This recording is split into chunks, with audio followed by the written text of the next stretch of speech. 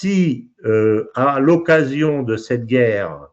ou de cette tension, les Russes et les Chinois arment le Venezuela jusqu'aux dents, les Chinois et les Russes ne voudront jamais négocier le fait d'enlever leur soutien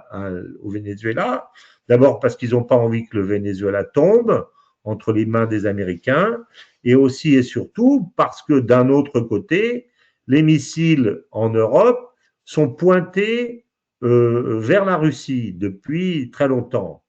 Donc aujourd'hui, je dirais que, à mon avis, même si Trump fait de la gonflette comme ça pour,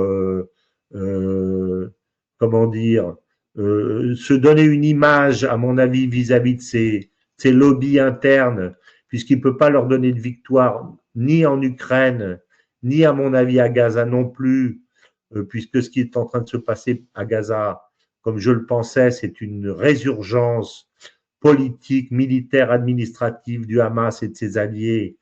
telle que la bande de Gaza est en train d'être solidifiée, contrairement à ce que pensaient les Israéliens. Donc aujourd'hui, ils vont se retrouver avec un ennemi de nouveau le jour où ils se remettent à bombarder et à attaquer beaucoup plus fort qu'ils ne l'étaient précédemment.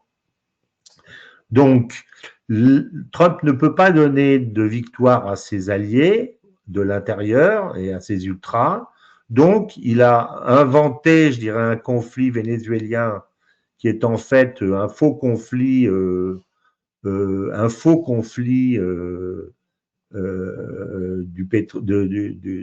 narcotrafic, comme l'a expliqué très bien le spécialiste qui parlait avec Abdel-Jalil il y a quelques semaines de ça. Donc, il invente un conflit pour pouvoir dire, vous voyez, je défends les intérêts de l'Amérique, etc. Mais en réalité, à mon avis, à part ce qu'il fait aujourd'hui d'essayer d'embêter les Vénézuéliens en empêchant le trafic aérien, il ne va pas bombarder le Venezuela parce qu'il suffit d'un missile russe venant du Venezuela